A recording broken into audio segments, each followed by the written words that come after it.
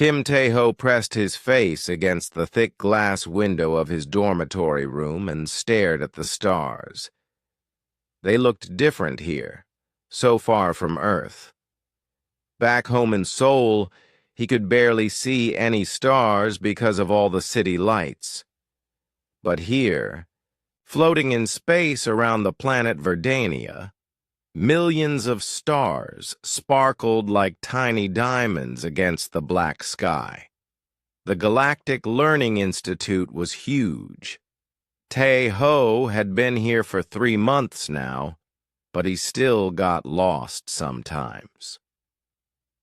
The Academy was like a small city floating in space, with thousands of students from all over the galaxy. Most of them were not human. Tae-ho was 19 years old and studying engineering. He had always been good with his hands, building things and fixing broken machines. His grandfather used to say that Tae-ho could make anything work, even if it was completely broken.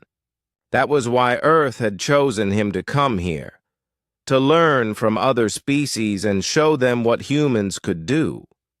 His roommate Min-soo was also from Korea. Min-soo studied plants and farming. He was always talking about different types of soil and which plants grew best in certain weather. Sometimes Tae-ho thought Min-soo loved plants more than people. But Min-soo was kind and helped Tae-ho when he felt homesick. The dormitory building was amazing. It could change its shape and size depending on who lived there. If a tall species moved in, the ceilings would get higher. If someone needed more water, special pipes would grow from the walls. The Academy's builders had tried to think of everything, but they had not thought of everything as Tae-ho was starting to learn. Down the hall lived Vexatar, who came from a planet made mostly of crystals. Vexatar looked like a walking diamond, with light shining through his clear body. He was very smart and good at math, but he seemed tired all the time. His crystal body would flicker and dim when he was sleepy, like a light bulb running out of power. Next door was 3-een, who looked like a giant butterfly with 4 arms. Her species came from a planet where everything was very quiet. 3-een had huge eyes and could hear sounds that humans could not even imagine. She was studying music, trying to understand how different species made art with sound. There were many other alien students, too. Ixalar looked like a big moth with fuzzy wings and could fly short distances. Quoven was green and wet like a frog and had to keep his room very humid. Each species was different, with different needs and different ways of living. At first, Tae-ho had been excited to meet so many aliens. He had dreamed about this since he was a little boy watching space movies, but living with them was harder than he had expected. Not because they were mean or scary, but because they were so different from humans. The food in the cafeteria was strange. Some of it glowed, some of it moved, and some of it smelled like old socks. Tae-ho missed his mother's kimchi and rice. The alien students seemed to miss their home food, too. Everyone was trying their best to get along, but it was not easy. Classes were interesting but difficult. Tae-ho's engineering professor was a creature that looked like a tree with eyes. She taught them about building machines that could work on different planets with different gravity and air. Some planets were so hot that metal would melt. Others were so cold that air became solid. Tae-ho's favorite class was with Professor Zenthara, who taught about how different species lived together. She was tall and blue with 6 arms, and she had been alive for over 300 years. She had seen the galaxy change from a place where species fought each other to a place where they tried to learn from each other. The most important thing, Professor Zenthara often said, is to understand that different does not mean wrong. Each species has learned to live in their own way, and each way has value. Taeho liked this idea, but he was starting to see that understanding was not always enough. Just because you understood why someone was different did not mean you could help them with their problems. He had noticed that many of his alien friends looked very tired. Vextar's crystal body was dim most of the time now. Thrian moved slowly and kept rubbing her big eyes. Ixalar's fuzzy wings drooped, and Quoven's green skin had turned a sick yellow color. At first, Taeho thought maybe they were just working too hard. The academy was difficult, and everyone had a lot of homework. But as weeks went by, he realized it was something else. They were not sleeping well. Humans could sleep almost anywhere if they were tired enough. Taeho had fallen asleep on buses, in loud restaurants, and even during thunderstorms. But his alien friends seemed to need special conditions to sleep, conditions that the dormitory could not provide. The dormitory was never completely quiet. There was always the soft hum of the air machines, the whisper of water flowing through pipes, and the sound of footsteps in the hallways. To Taeho, these sounds were normal and even comforting.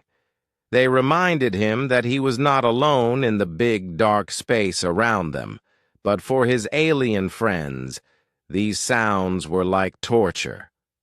Vextar came from a planet where the only sounds were wind through crystal caves.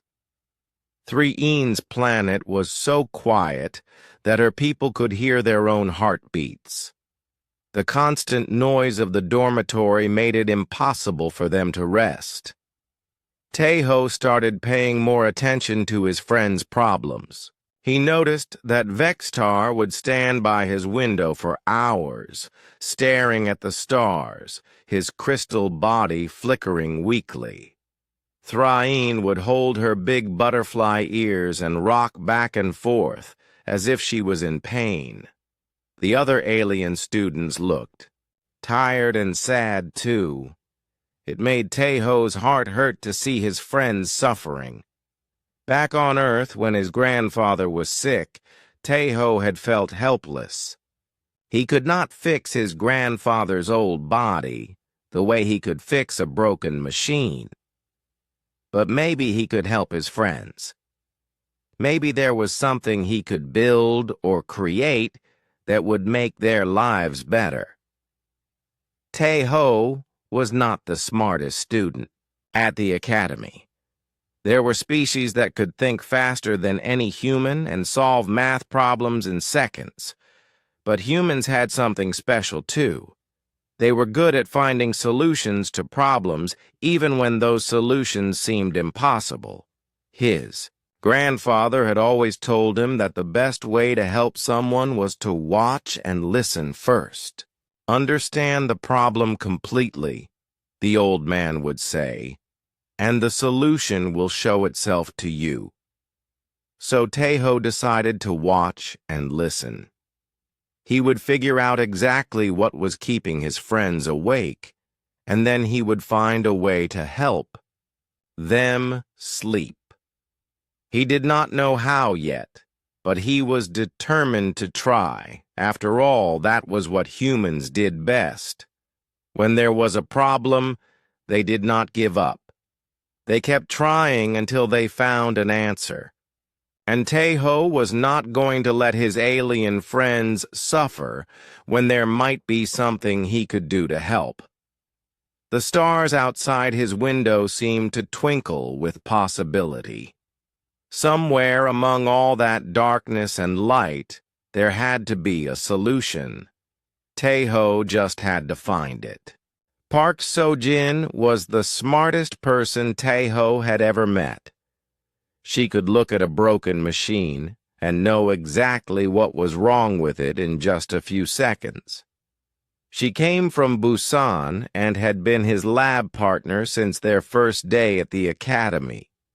While Taeho was good at building things with his hands, Sojin was brilliant at understanding how things worked. Sojin had noticed the same thing Taeho had noticed about their alien friends. But being Sojin, she had already started collecting information about it. "Look at this," she said one morning in the cafeteria, pulling out her tablet.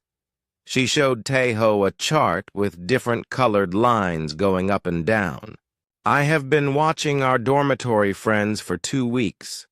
Their sleep patterns are getting worse every day." Taeho looked at the chart, but could not understand it very well. Sojin was always making charts and graphs about everything. She said it helped her see patterns that other people missed. "See this red line? That is Vextar. His people need complete silence to enter what they call crystal rest.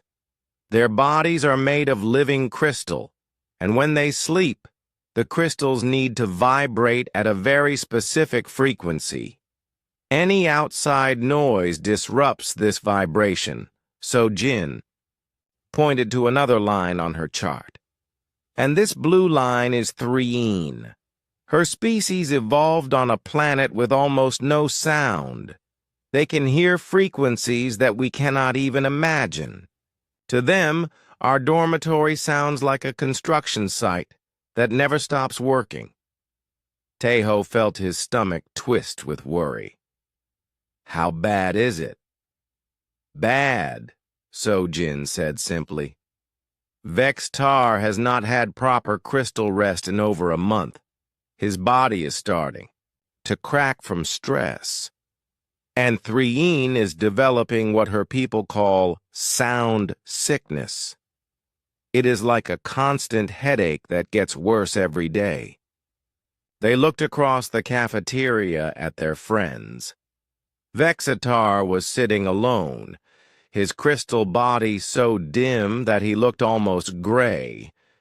He was staring at a bowl of glowing soup but not eating any of it. Threein was at another table with her big butterfly, wings wrapped around her head, trying to block out the sounds of the cafeteria. "It is not just them," Sojin continued. "Ixalar comes from a planet where his people sleep in complete darkness and silence, hanging upside down like bats. Quoven's people sleep underwater in caves where sound travels differently. At least 6 of our dormitory friends are not getting proper sleep." Taeho pushed his rice around on his plate. He had lost his appetite. "What does the academy say about it?" Sojin sighed. "I talked to resident advisor Kenth Ara yesterday. She says they are aware of the problem, but there is nothing they can do right now. The dormitory was designed for the average galactic species. It cannot accommodate every single biological difference." "That is stupid," Taeho said, more angrily than he meant to. "How can they just ignore it when students are getting sick?" "They are not ignoring it," Sojin said patiently. "They are working on a solution, but it will take months to redesign the dormitory's sound systems. They would need to install different acoustic dampeners in every room, create isolated quiet zones, and maybe even build separate wings for different types of species." Taeho understood the problem, but understanding did not make him feel better. His friends were suffering right now, today.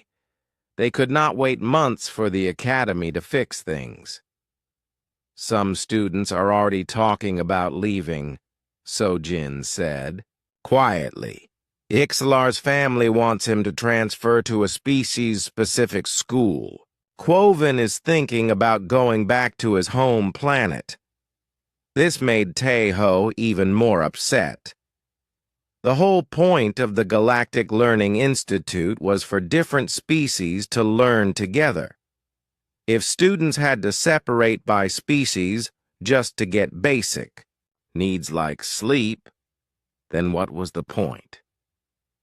That night, Tai-Ho could not concentrate on his homework. He kept thinking about his friends. From his room, he could hear the normal sounds of the dormitory. The air recycling system humming, water moving through pipes, the elevator going up and down, footsteps in the hallway, and the occasional voice of someone talking. To Tai-Ho, these sounds were comforting. They meant that life was happening all around him. But he tried to imagine what it would be like if these sounds never stopped. If they were too loud or the wrong frequency, if they made it impossible for him to rest. He got up and walked down the hall to check on his friends. Vextar's door was slightly open, and Tai-Ho could see him standing by the window again, staring out at space. His crystal body flickered weakly, like a candle about to go out. "Vextar?" Tai-Ho said softly. "Are you okay?" Vextar turned slowly. When he spoke, his voice sounded like wind chimes, but tired wind chimes. "I am trying to find the star patterns from my home world. Sometimes, if I concentrate very hard on the memory of home, I can almost achieve crystal rest for a few minutes." But not real sleep? No. Real crystal rest requires harmony between my inner vibrations and the environment around me. Here, there is too much noise chaos. My crystals cannot find their natural rhythm. Tai-Ho felt terrible. He wanted to help, but he did not know how. "Is there anything I can do?" Vextar's crystal body flickered a little brighter, which Tai-Ho had learned meant he was grateful. "You are kind, Tai-Ho. But this is not a problem that kindness alone can solve. It requires understanding of crystal physics and acoustic engineering." As Tai-Ho walked back to his room, he passed Threein's door. He could hear her inside, making soft crying sounds. Her species did not cry with water like humans did, but they made a musical sound when they were sad. He knocked gently. "Threein, it is Tai-Ho." The crying sound stopped. After a moment, Threein opened her door. Her big butterfly eyes looked exhausted, and her antennae drooped sadly. "I am sorry if I was making too much noise," she said. Her voice was like the sound of flutes, but cracked and tired. "You were not making too much noise," Tai-Ho said. "I was worried about you. Sojin told me you are having trouble sleeping." Threein's wings fluttered nervously. "On my world, silence is like a soft blanket that wraps around us when we rest. Here, the sounds never stop. They scratch at my mind, like sharp claws. I have not had proper sleep song in many weeks." "Sleep song. It is what my people call the quiet music that plays in our minds when we achieve true rest. Without it, we become sick in both body and spirit." Tai-Ho did not completely understand what she meant, but he could see that she was suffering. "Maybe I can help somehow. I am good at building things." Threein's antennae lifted slightly with hope, but then drooped again. "This is not something that can be built, I think. It requires the absence of sound, not the presence of more things." But as Tai-Ho walked back to his room, her words stuck in his mind. the absence of sound. Maybe that was exactly what could be built. He had grown up in Seoul, one of the noisiest cities on Earth. But his grandfather had taken him camping in the mountains of Korea, where the old man had taught him how to build shelters from branches and leaves. In those forest shelters, even with all the sounds of the city far below, there had been a special kind of quiet. Tae-ho sat at his desk and started sketching ideas. He was not an acoustic engineer like Vextar had mentioned. He did not understand crystal physics or sound frequencies, but he understood how to build things that worked, using whatever materials he could find. Maybe the Academy's engineers were thinking too big, trying to redesign entire buildings. Maybe the solution was smaller and simpler. Maybe it was something that could be built by hand, one friend at a time. His grandfather had always said that the best solutions were often the oldest ones, using methods that had worked for thousands of years before fancy technology existed. Tae-ho looked out his window at the planet Verdania below. It was covered in forests and had many plants similar to Earth. The Academy's botanical gardens were supposed to have samples from hundreds of worlds. Maybe, just maybe, there was an old solution to this new problem. Lee Da-yun was studying xenobiology, which meant she learned about how different alien species lived and what their bodies needed to stay healthy. She was from Daegu and had always loved animals, even the strange ones. When she heard about Tae-ho's interest in helping their alien friends sleep better, she was excited to explain what she had learned. Each species evolved on a different world, Da-yun said, as they sat in the Academy's library. She had brought several thick books and her tablet, full of research. Think about Earth. We have deserts, forests, oceans, and mountains. Each place has different sounds, different light, different air. Animals from each place need different things to survive. She opened one of her books to a page with pictures of Vextar's home world. It looked like a giant crystal cave, with smooth walls that sparkled in the light of two small suns. Vextar's people, the Kethavari, evolved in crystal caverns deep underground. Their planet has very little atmosphere, so sound travels differently there. When wind blows through the crystal formations, it creates specific musical tones. The Kethavari developed bodies that resonate with these tones. When they sleep, their crystal bodies vibrate at the same frequency as their home caves. Da-yun showed Tae-ho a diagram of Vextar's body structure. It looked like a complex musical instrument made of living crystal. Here in our dormitory, there are too many random sounds. The air conditioning, footsteps, voices, electronic beeps from machines. These sounds create chaos in his crystal structure. Instead of harmonious vibration, his body experiences what we might call acoustic noise pollution. Tae-ho tried to understand. So he needs specific sounds, not just quiet? Exactly. Not silence, but the right kind of sound. His body is like a tuning fork that only works with certain frequencies. Da-yun flipped to another section of her book, showing pictures of Three-Ean's home world. It was covered in thick, soft-looking plants that seemed to absorb all light and sound. Three-Ean's people, the Silth Ara, evolved on a world covered in sound-absorbing vegetation. Their planet is so quiet that they developed incredibly sensitive hearing to detect the smallest sounds for survival.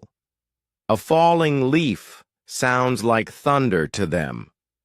The mating call of their species is so soft that humans cannot hear it at all. She showed Taeho a chart comparing hearing ranges of different species. Humans could hear sounds from about 20 to 20,000 vibrations per second. 3E's people could hear sounds from 1 to 100,000 vibrations per second. To 3E, our dormitory is like being inside a drum that never stops beating. Every footstep, every mechanical hum, every whisper creates painful noise for her. People sleep by listening to the silent song of their world, frequencies so low that most species cannot detect them. Taeho felt overwhelmed by all this information, but also excited. Understanding the problem was the first step to solving it. What about the others? Ixlar and Quoven? Da-Yun smiled. She loved sharing her knowledge about different species. Ixlar's people, the Nixtheri, are like the bats on Earth, but more advanced.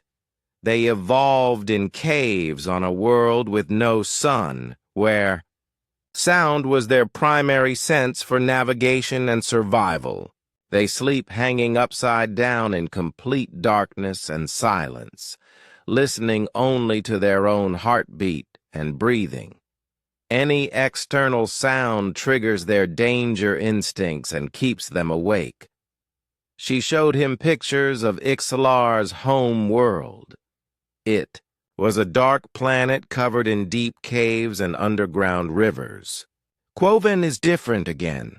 His people, the Aquamarin, are amphibious. They evolved in underwater cave systems where sound travels through water, not air.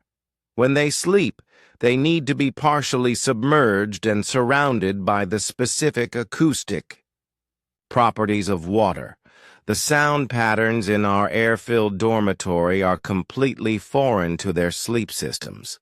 Taeho looked at all the books and charts spread across the table. Each species had evolved over millions of years to live in very specific environments. How could the Academy possibly accommodate all these different needs? Da-Un, has anyone ever solved this problem before?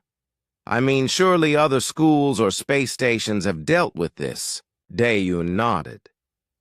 Some places have tried different approaches. Species-specific dormitories are common, where each species lives separately with others of their own kind.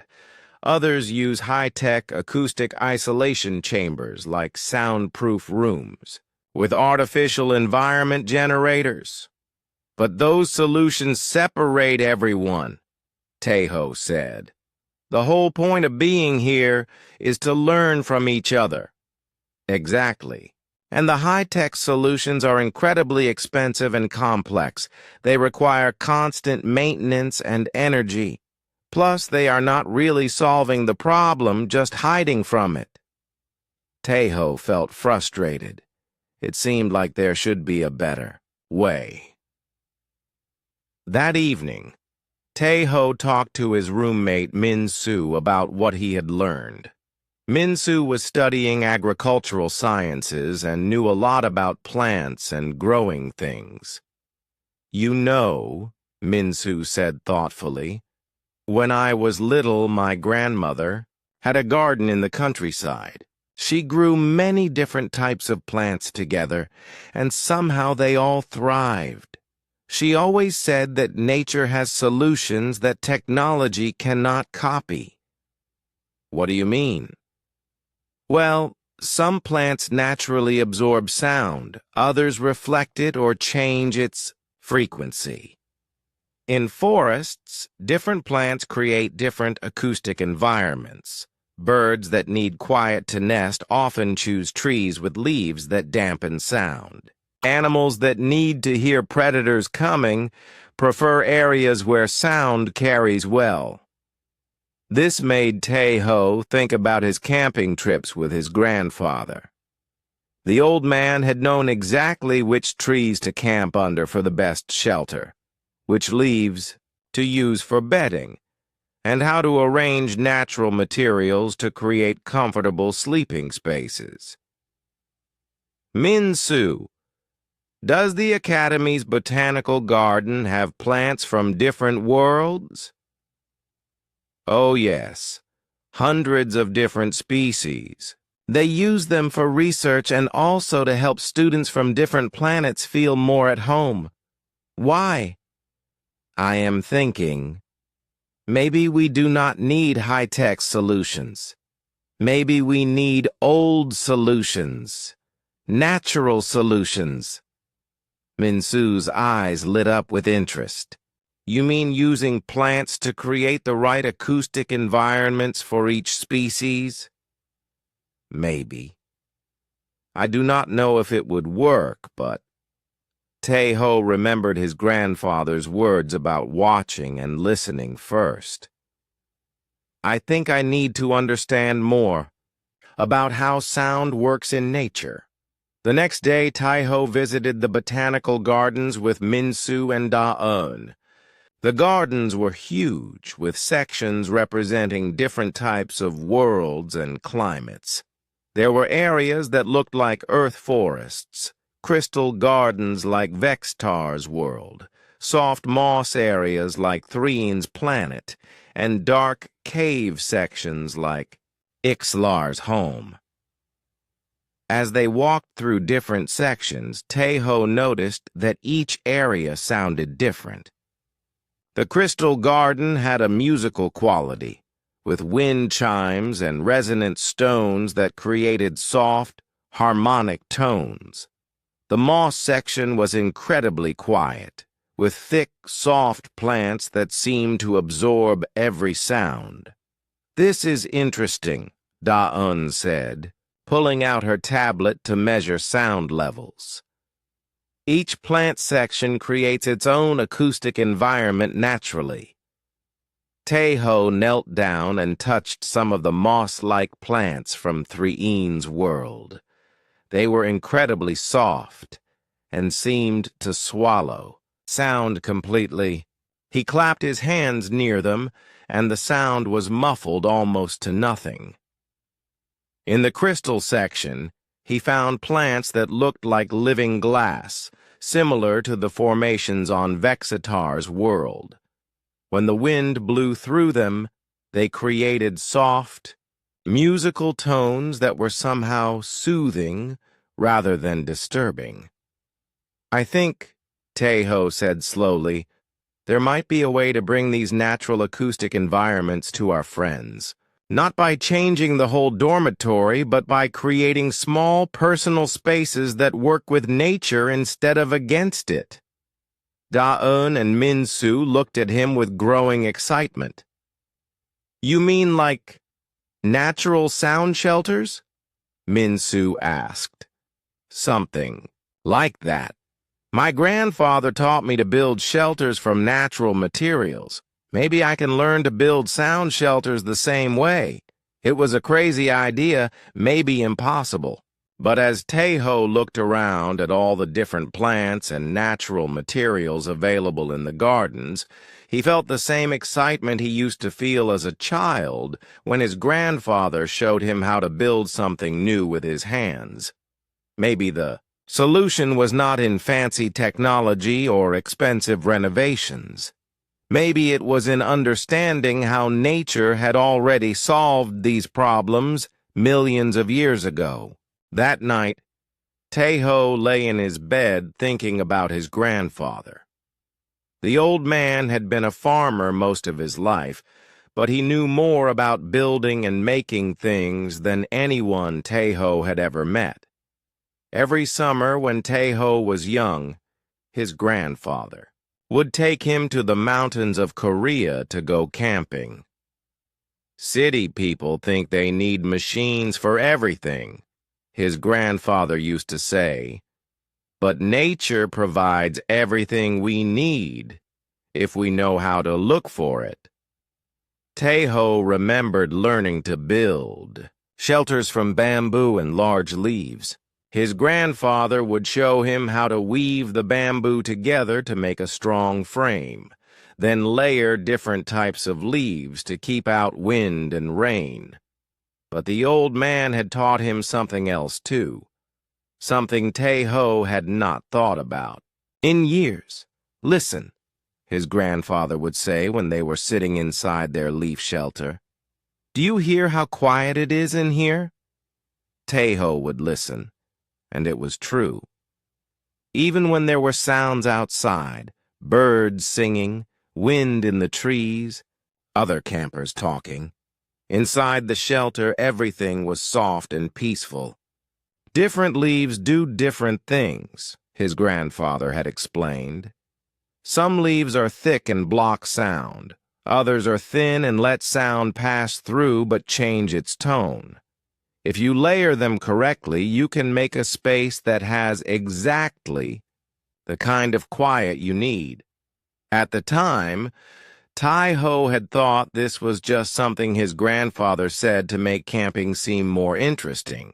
But now, thinking about his alien friends and their sleep problems, he realized the old man had been teaching him about natural acoustic engineering. The next morning, Tae-ho found So-jin in the engineering lab. She was working on a project that involved measuring sound waves, which was perfect for what he wanted to ask her about. "So-jin, how much do you know about acoustics? I mean, how sound works?" So-jin looked up from her work with interest. "Quite a bit, actually. Why? Are you thinking about our friend's sleep problems?" "Yes, I have an idea, but I need to understand the science better." So Jin set down her tools and pulled up a program on her computer that showed sound waves as colorful lines. "Sound is just vibration moving through air," she explained.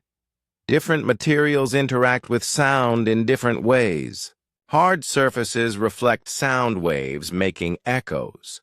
Soft materials absorb sound waves, making things quieter. Some materials can even change the frequency of sound, making high sounds lower or low sounds higher."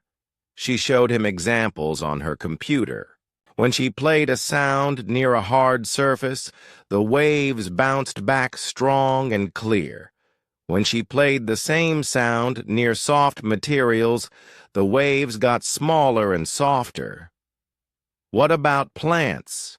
Tae-ho asked. "How do they affect sound?" "Plants are very interesting acoustically," So-jin said, getting excited about the topic. "Leaves act like natural sound dampeners. The way they are shaped, their thickness, their surface texture, all of these things change how they interact with sound waves." She pulled up research about how forests affected sound.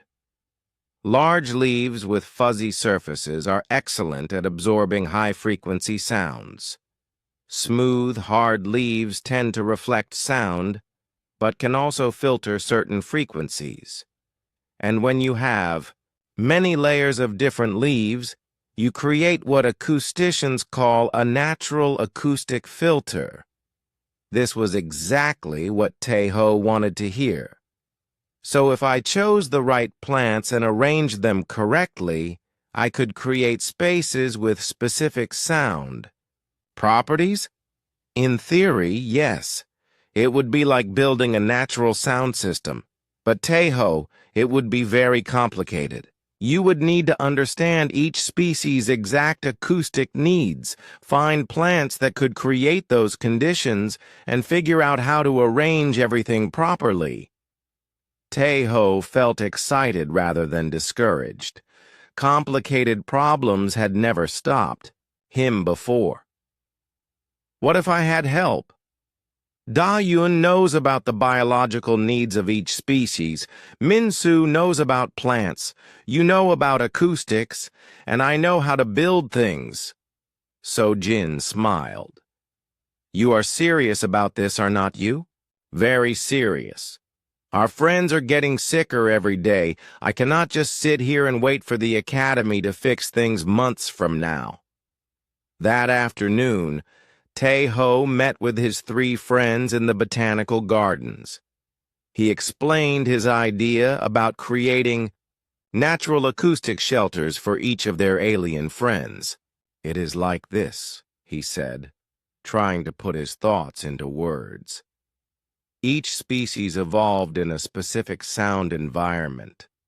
Instead of trying to eliminate all sound or create artificial environments, what if we use plants and natural materials to recreate their home acoustic conditions?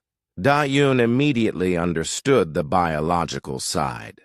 So for Vexatar, we would need plants that create harmonic resonance, similar to his crystal caves.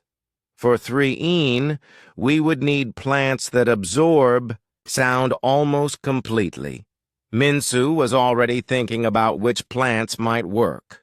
The botanical gardens have sound-absorbing mosses from several worlds, resonant crystal plants, water plants that create specific frequencies, and cave plants that grow in silence. Sojin was working out the technical challenges. We would need to test different combinations, measure their acoustic properties, and fine-tune each arrangement for specific needs. "But is it possible?" Tae-ho asked. All 3 of his friends looked at each other, then back at him. "It is crazy," Sojin said. "It is complicated," Dawoon added. "It might not work," Minsu said. "But," Sojin continued, "it is also brilliant, using natural solutions instead of technological ones. And it addresses the root cause instead of just treating symptoms," Dawoon said. "Plus all the materials we need are right here in the gardens," Minsu added. Tae-ho felt a warm feeling in his chest, the same feeling he used to get when his grandfather showed him something new and wonderful. "So we will try it?" "We will try it," they all agreed. The first step was research. Dae-yoon went through her xenobiology books to find exact specifications for each species' sleep requirements. Sojin set up acoustic testing equipment to measure sound properties of different plants. Minsu cataloged all the plants in the botanical gardens that might be useful. Tae-ho started sketching shelter designs based on his grandfather's teachings, but adapted for alien needs instead of human needs. For Vextar, he designed a structure using the crystal plants that would create harmonic resonance.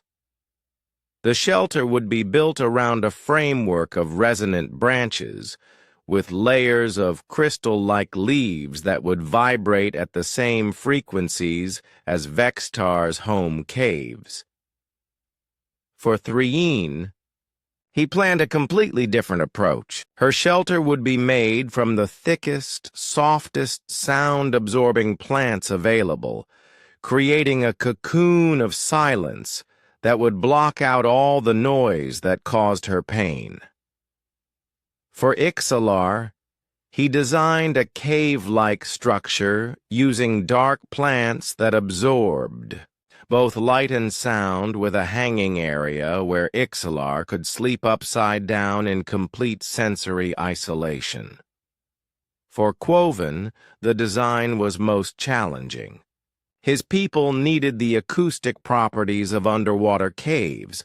Tae-ho would need to create a structure that somehow mimicked how sound traveled through water, even though it would be built in air.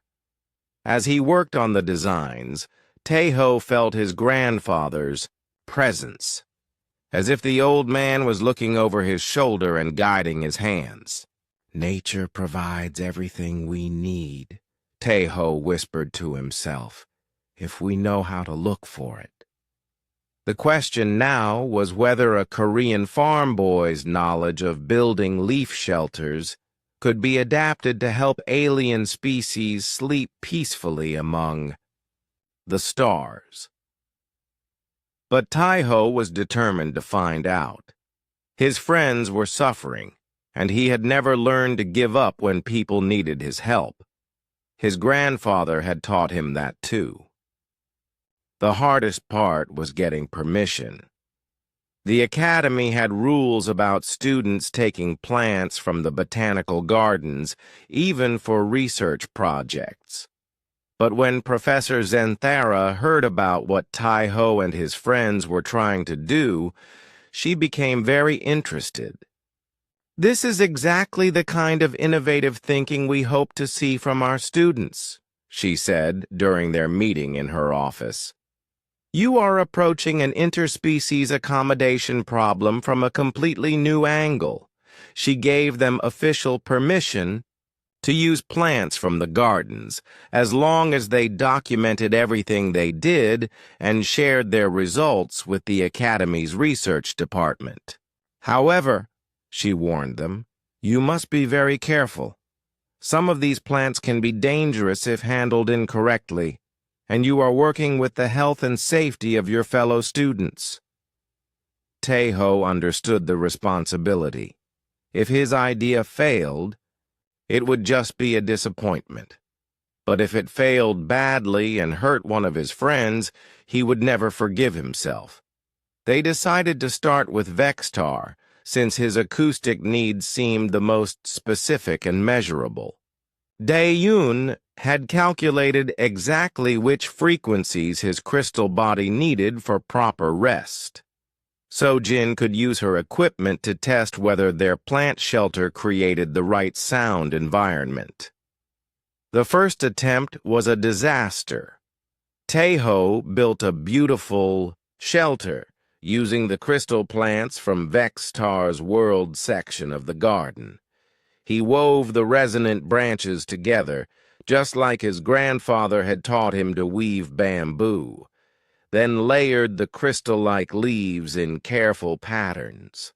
When they tested it with So-Jin's acoustic equipment, the shelter did create musical tones like Vextar's home caves.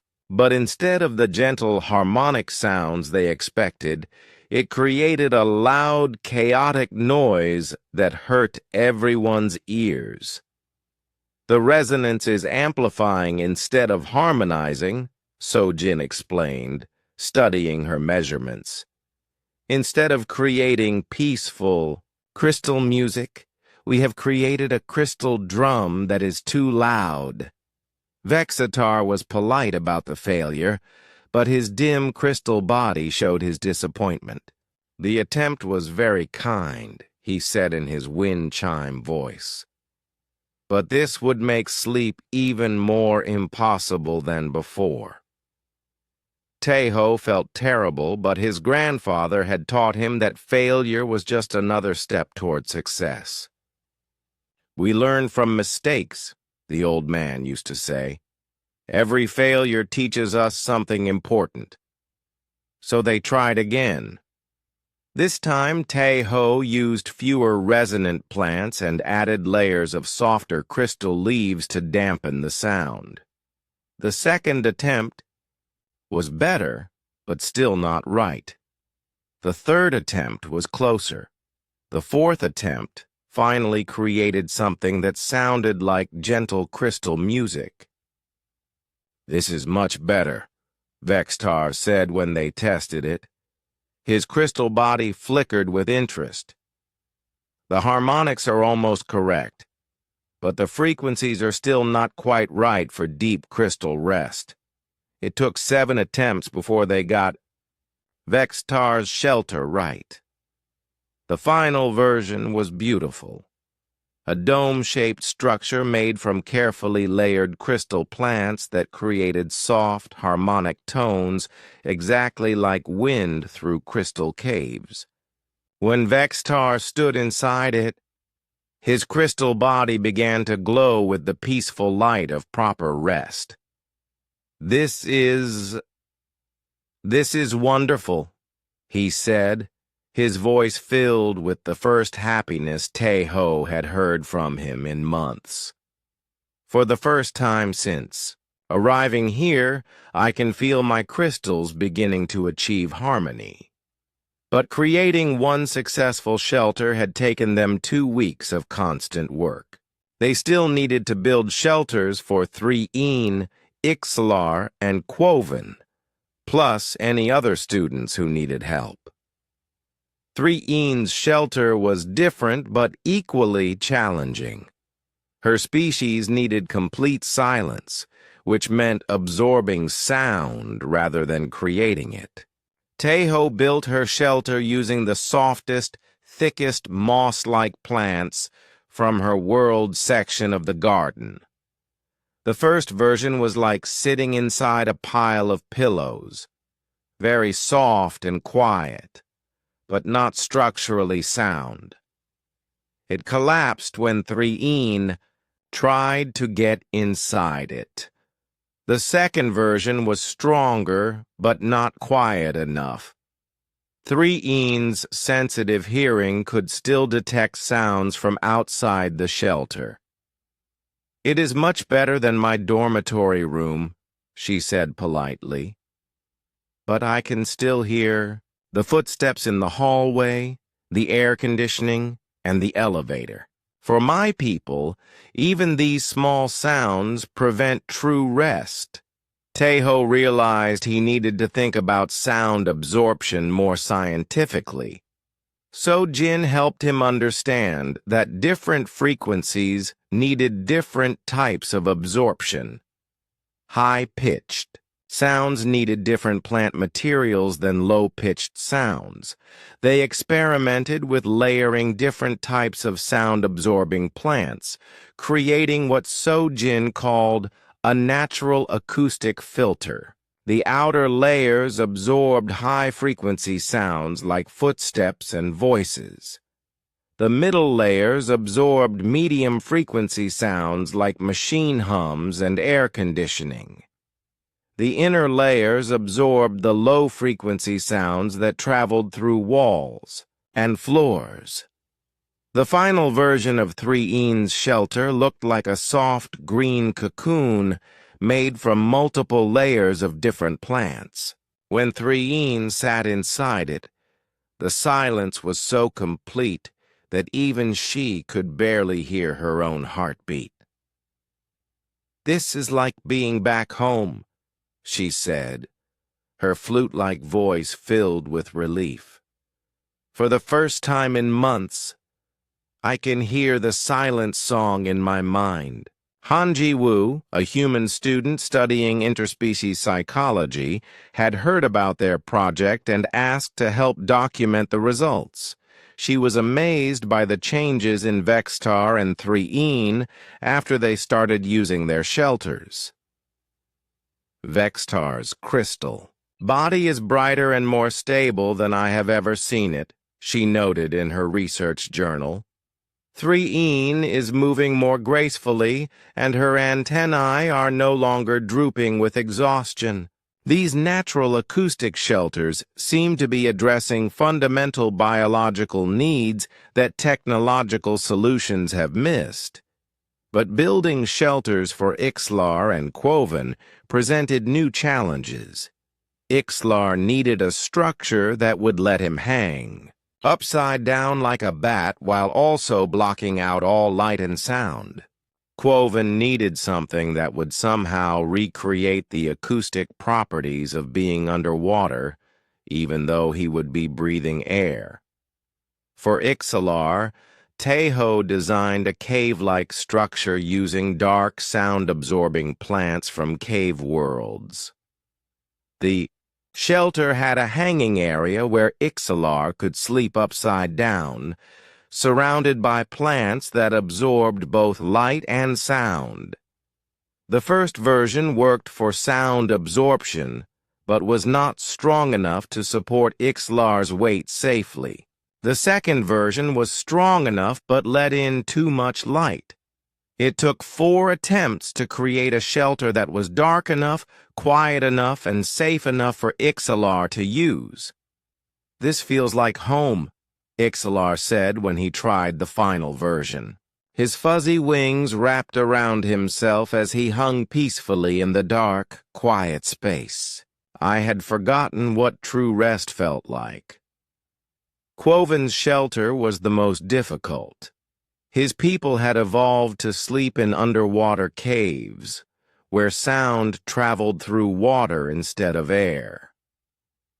After many discussions with Da-Un about Quoven's biology, and with So-Jin about underwater acoustics, Taeho came up with an unusual solution. He built Quoven's shelter using water plants that could survive in air, but still retained some of their underwater acoustic properties. He arranged them around a small pool where Quoven could soak his amphibious body while still breathing air. The plants filtered and changed sound waves in ways that mimicked how sound traveled through water. "This is very strange," Quoven said when he tried it, "but also very comforting. The sound patterns remind my body of home." After 6 weeks of constant work, they had created 4 different natural acoustic shelters. Each one was unique, designed specifically for the biological and acoustic needs of a different species, and each one worked. But the real test would be whether their friends could finally get the deep, restful sleep they desperately needed. That would take time to determine. Meanwhile, word was beginning to spread through the dormitory about what Taeho and his friends were doing. Other students, both human and alien, were starting to ask questions about these mysterious plant shelters that were helping people sleep better. Taeho realized their small experiment might be becoming something much larger than he had originally planned. 3 weeks after the shelters were completed, the changes in Taeho's alien friends were remarkable. Vextar's crystal body glowed with steady, bright light during the day and achieved proper crystal rest at night. His academic work improved dramatically, and he even started smiling, something Taeho had never seen him do before. 3-een was like a completely different person. Her butterfly wings had regained their vibrant colors, her antennae stood up alertly, and she moved with the graceful, dancing motions that were natural to her species. She had even started composing music again, creating beautiful songs that combined melodies from her home world with sounds she was learning to appreciate from other cultures.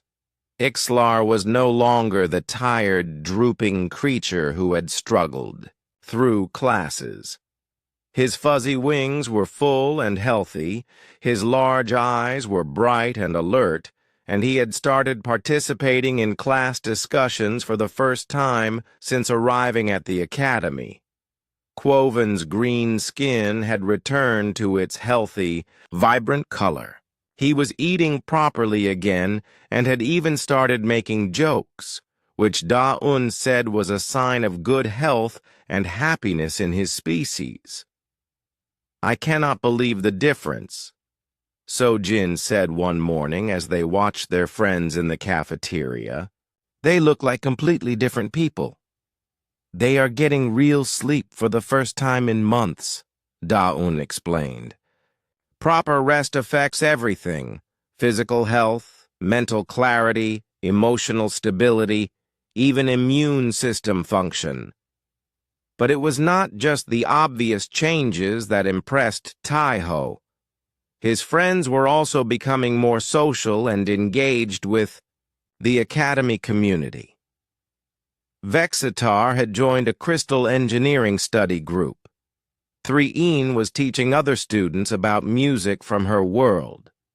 Ixalar had started helping younger students with their navigation classes. Quoven was working with the botanical gardens to create better aquatic environments for amphibious species. Word about the shelters spread quickly through the dormitory. Other students who had been having sleep problems started asking Tai-Ho for help.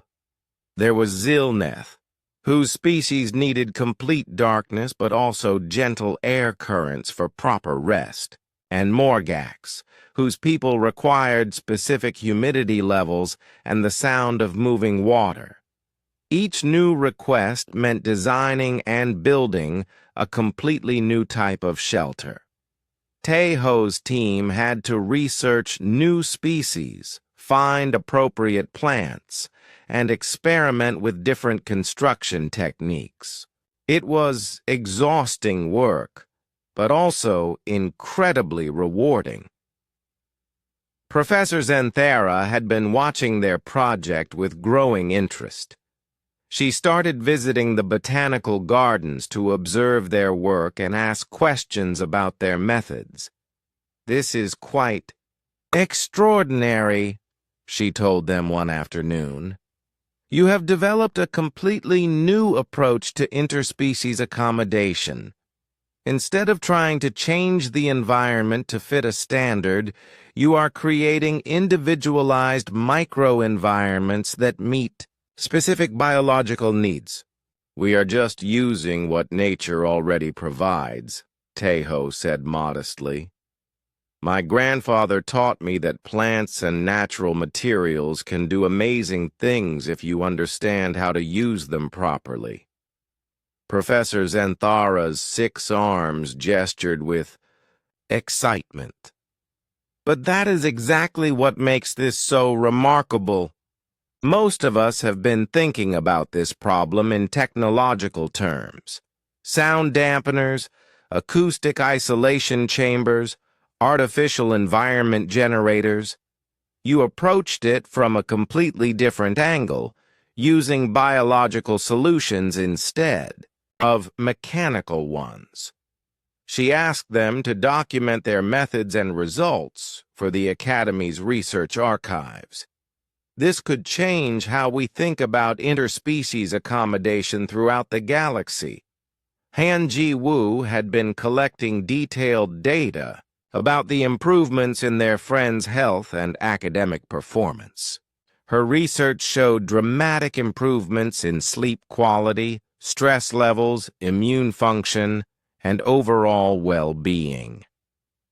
"The psychological impact is just as important as the physical benefits," she explained. "These students were not just tired. They were becoming isolated and depressed because they could not get basic needs met. Now they feel included and supported by their community." The breakthrough that really caught the Academy's attention happened during midterm exams.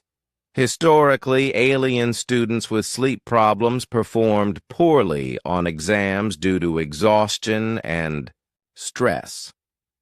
But this semester, all of Tai-Ho's friends achieved their highest grades since arriving at the Academy.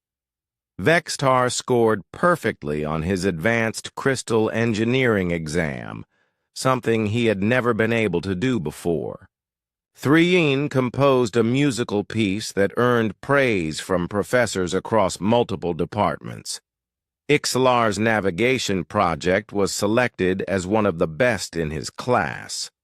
Quoven's research on amphibious adaptations was recommended for publication in an academic journal. When the exam results were announced, Professor Zenthara called Tai-Ho and his team to her office. "Do you understand what you have accomplished?" she asked them. "You have not just helped a few individual students. You have demonstrated that biological accommodation problems can be solved using natural, sustainable methods that actually improve quality of life rather than just managing symptoms." She showed them reports from other academy departments. The engineering faculty was interested in studying their acoustic plant arrangements. The biology department wanted to research the relationship between natural environments and species health. The psychology department was documenting the social and emotional benefits of their approach. "There is something else," Professor Zenthara said. "Word about your project has reached other academic institutions throughout the galaxy. Several schools are requesting information about your methods. The Galactic Council's Committee on Interspecies Relations wants to evaluate your shelters as a potential standard for multi-species facilities." Tejo felt overwhelmed. "We just wanted to help our friends sleep better, and that simple desire to help has led to something much larger," Professor Zenthara said. "This is how the best discoveries happen. Someone sees a problem and refuses to accept that nothing can be done about it." That evening, Tejo sat in the botanical gardens with his friends, both human and alien. They were all gathered around Vextar's crystal shelter, enjoying the gentle harmonic sounds it created. "I have been thinking," Vextar said, his crystal voice musical and content. "On my world we have a saying. The greatest crystals are formed not by force, but by finding the right conditions for natural growth. I think this applies to more than just crystals." Threene's antennae fluttered with agreement. "On my world, we say that true harmony comes not from eliminating all sound, but from finding the perfect balance of silence and song." Ixalar stretched his fuzzy wings comfortably. "My people believe that the best solutions are often the simplest ones, hidden in plain sight." Quoven croaked softly, which was his species' way of laughing. "And my people say that still waters run deep. Sometimes the most powerful changes start with small, quiet actions." Sojin smiled at Tejo. "Your grandfather would be proud. You took his lessons about building with natural materials and used them to help people from other worlds." Tejo looked around at all his friends, human and alien, sitting peacefully together in the garden. The shelters had given his alien friends the rest they needed, but they had also created something else, a community of people from different worlds who understood that caring for each other was what made them truly strong. "I think," Tejo said, quietly, "this is just the beginning." He was right. Within weeks, requests for information about their natural acoustic shelters would come from across the galaxy.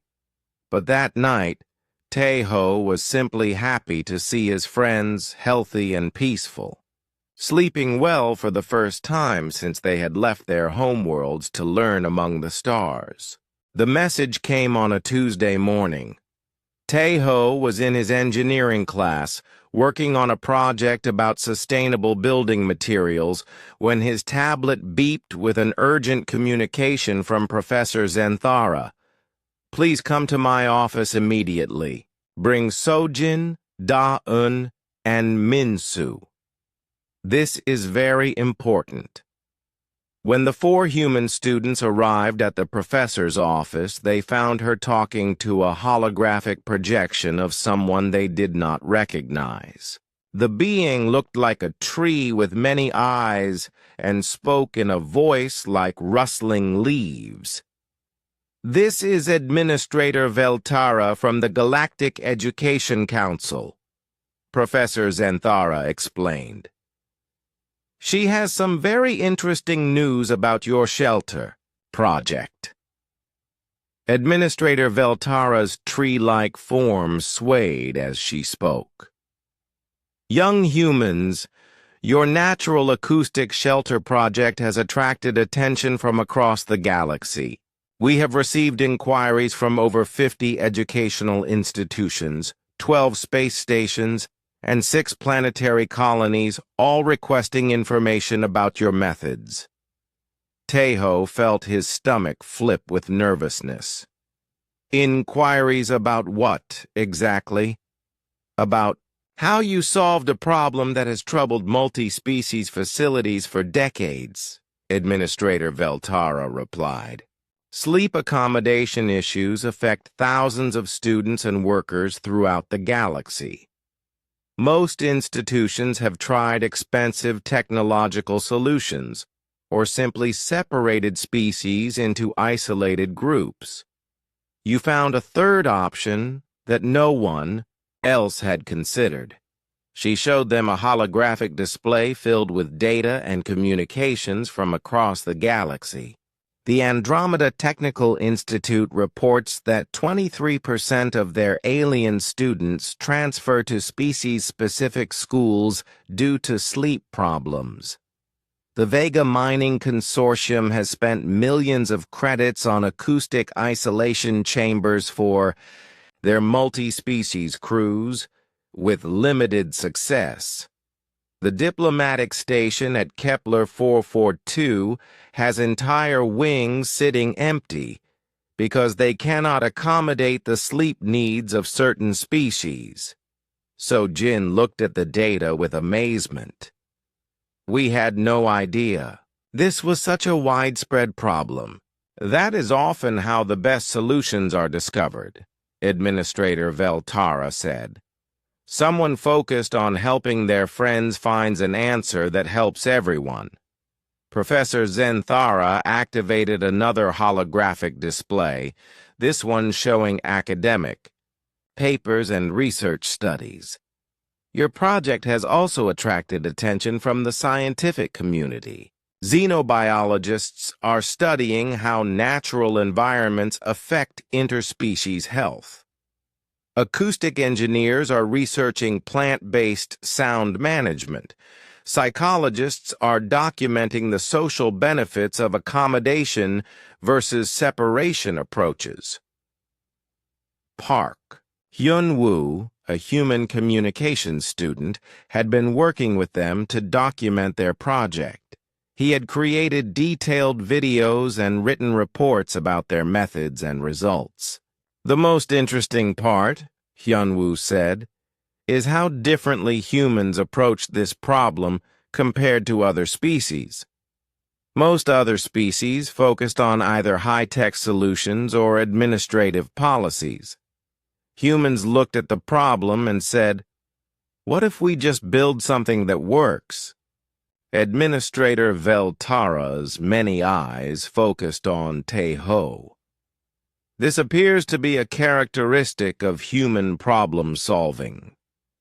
When faced with complex challenges, humans often find practical hands-on solutions using available materials and traditional knowledge. My grandfather always said that nature provides everything we need, Tejo said. We just have to know how to look for it. This philosophy is very different from how most galactic species approach problems, Administrator Veltara explained. Most species either use advanced technology or follow established protocols.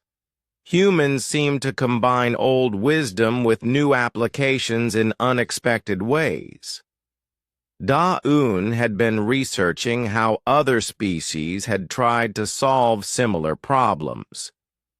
We found records of 17 different technological approaches to interspecies sleep accommodation.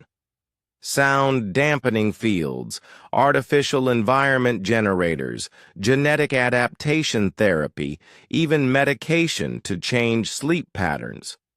But we could not find any records of anyone trying natural biological solutions.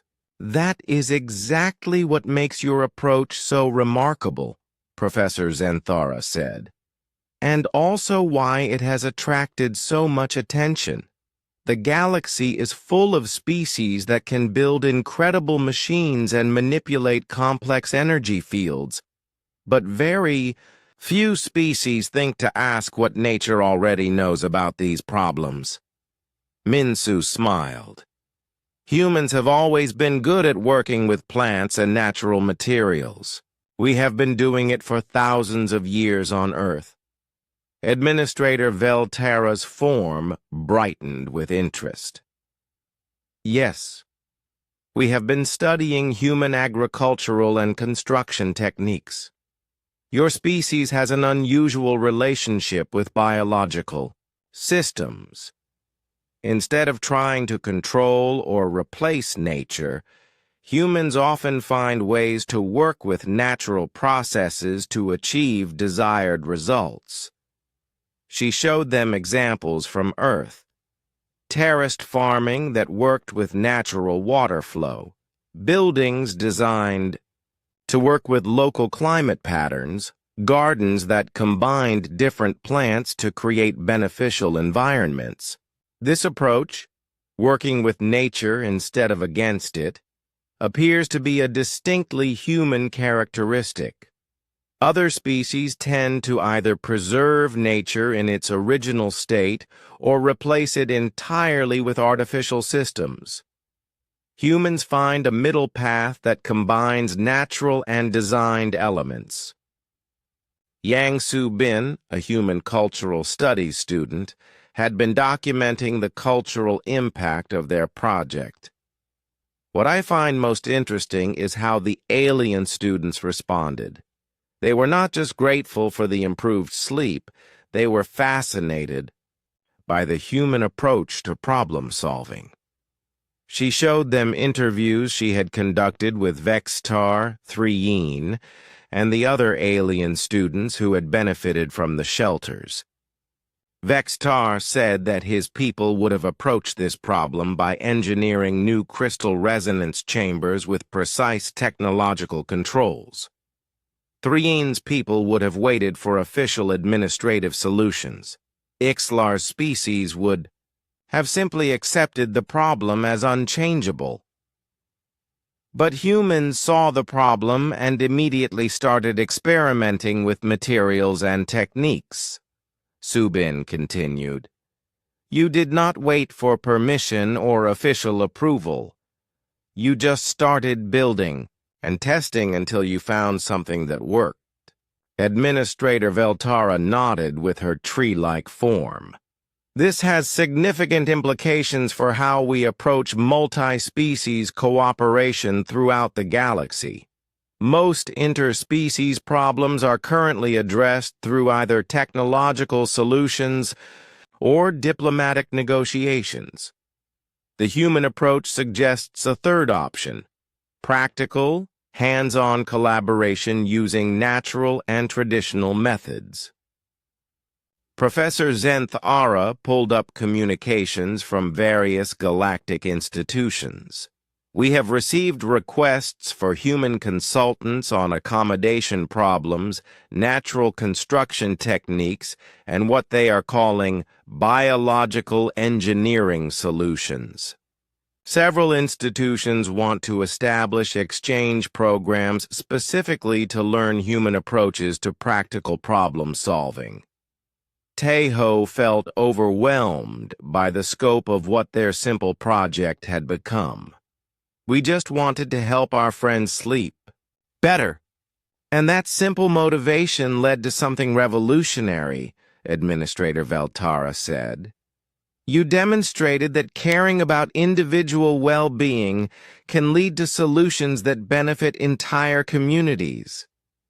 This is also a characteristically human approach, starting with personal relationships and expanding outward. The holographic meeting continued for another hour, with discussions about establishing formal research programs, creating educational materials, and developing standards for natural accommodation solutions.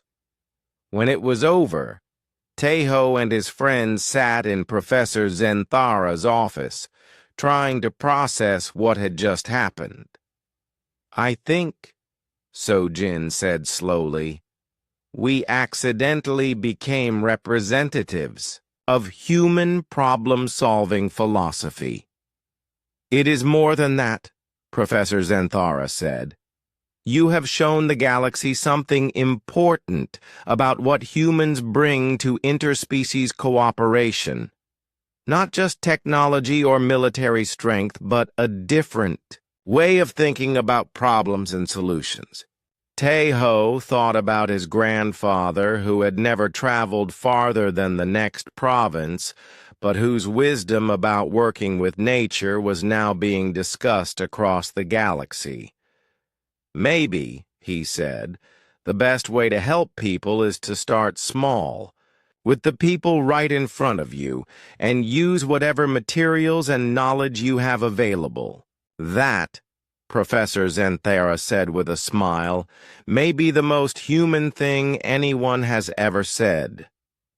Outside the office windows, the stars of the galaxy sparkled with new possibilities.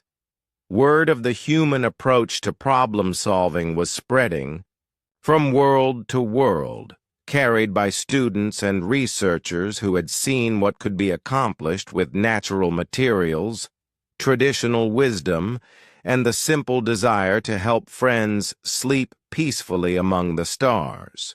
2 years later, Tejo stood in the expanded botanical gardens of the Galactic Learning Institute, watching a group of new students learn to build their first acoustic shelters. The garden had grown to 3 times its original size, with plant sections representing over 100 different worlds, all chosen for their acoustic and environmental properties. "Remember," he told the mixed group of human and alien students, "each species has different needs. The goal is not to build the same shelter for everyone, but to understand what each individual requires and then find natural materials that can provide those conditions." Among the students was a young Kethvari like Vextar who was learning to work with crystal plants.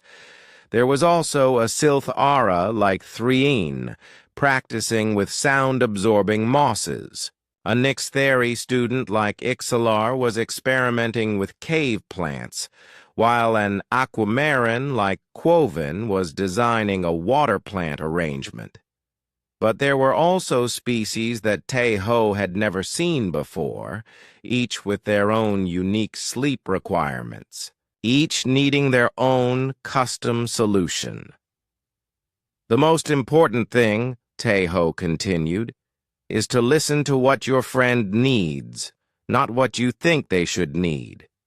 Every species evolved differently, and every individual within each species may have slightly different requirements." Choi Min-soo, now officially the Academy's Director of Botanical Accommodation Solutions, was helping a student from a desert world select plants that could create the dry, sandy acoustic environment his species needed for rest.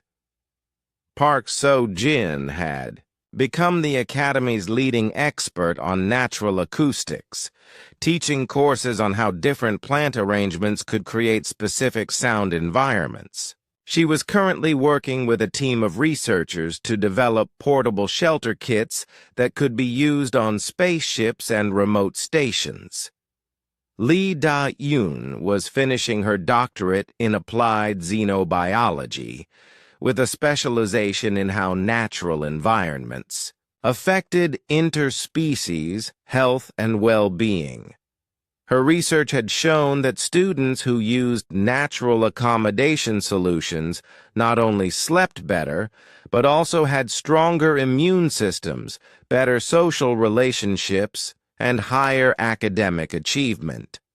The 4 friends had stayed together throughout their studies, and their friendship had become legendary at the Academy. Students called them the Bridge Builders, because of how they had connected different species through practical problem solving. But the real success of their project was measured in the friendships that had grown from it. Vextar had graduated with highest honors and was now working as a crystal engineer on the diplomatic station at Alpha Centauri. But he returned to the academy every few months to help new Kethvari students adjust to multi-species environments. He had become one of humanity's strongest advocates in the crystal worlds, telling everyone who would listen about how a human student had cared enough to learn about crystal acoustics and build him a proper sleeping space with his own hands. "Before I met Tae-ho," he would say in his musical crystal voice, "I thought accommodation meant tolerating discomfort for the sake of cooperation. He taught me that true accommodation means caring enough about others to find solutions that help everyone thrive." Threen had become a famous composer, creating music that combined melodies from many different worlds. Her compositions were performed throughout the galaxy, bringing different species together through the universal language of sound.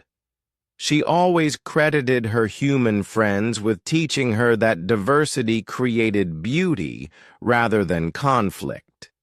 "They showed me that differences are not problems to be solved," she would say during interviews, "but gifts to be celebrated and shared." Ixlar had joined the Galactic Exploration Service, helping to establish new colonies where multiple species could live together comfortably.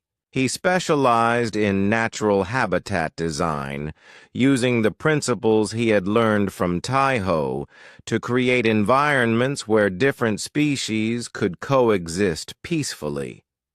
Quoven had returned to his home world to establish the first multi-species research station in his system's history. The station was designed entirely using natural accommodation principles, with different areas created specifically for the needs of various species, but all connected through common spaces where everyone could interact. But it was not just Tae-ho's original friends who had been affected by the project. Hundreds of students had benefited from natural acoustic shelters over the past 2 years. Each of them had carried the story back to their home worlds, spreading the word about human ingenuity and compassion throughout the galaxy. The Galactic Education Council had established the Natural Accommodation Initiative, with Tae-ho's methods now taught at institutions across dozens of star systems. What had started as one human student trying to help his friends sleep had become a galaxy-wide movement toward more compassionate and sustainable approaches to interspecies cooperation. Han Ji-woo had documented the psychological and social impacts of the project in her thesis, which had become required reading in interspecies relations courses throughout the galaxy. Her research showed that accommodation approaches based on individual care and natural solutions created stronger bonds between species than either separation or technological management. When someone takes the time to understand your specific needs and then works with their own hands to create a solution just for you, she had written, it creates a deeper level of trust and friendship than any diplomatic treaty or technological convenience ever could.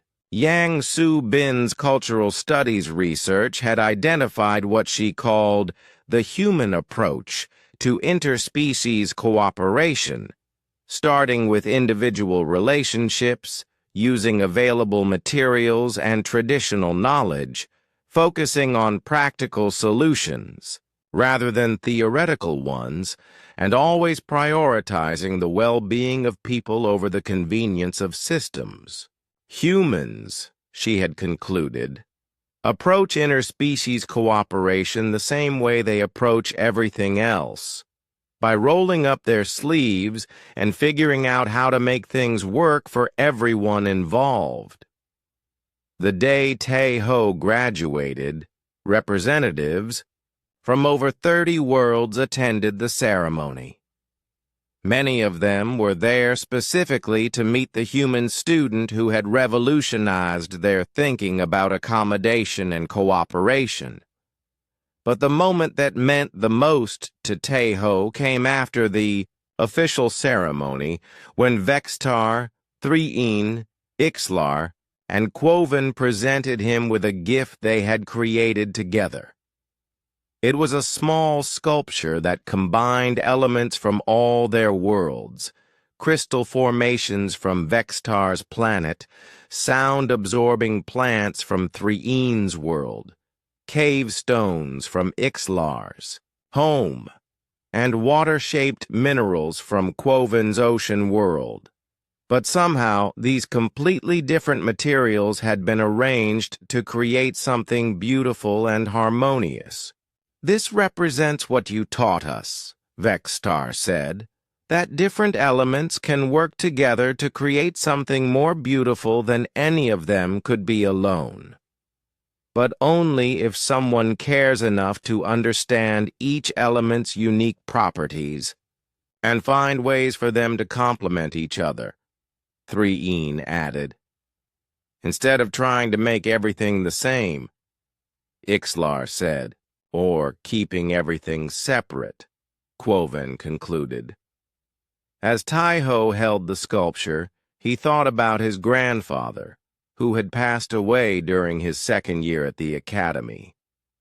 The old man had never seen the botanical gardens or met any alien species, but his wisdom about working with natural materials and caring for others had touched lives across the galaxy.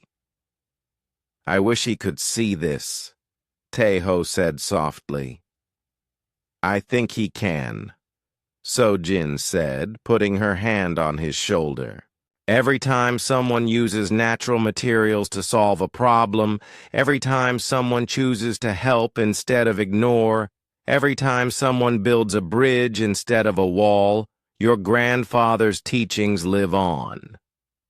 Now, as Tae-ho watched new students learning to build shelters for their friends, he saw the future of interspecies cooperation spreading like seeds on the wind. Each student who learned these methods would carry them to new worlds, new communities, new challenges. The acoustic shelters had been just the beginning. Students were now using similar principles to create natural solutions for other accommodation challenges. Lighting that worked for species with different visual systems, air filtration that accommodated different respiratory needs, even social. Spaces that felt comfortable for species with varying social structures. But more importantly, they had learned that the best way to build relationships between different peoples was not through grand diplomatic gestures or advanced technology, but through simple acts of caring, taking the time to understand what someone needed and then working with your own hands to help provide it. As the sun set over the botanical gardens, casting long shadows through the diverse collection of plants from across the galaxy, Tae-ho smiled.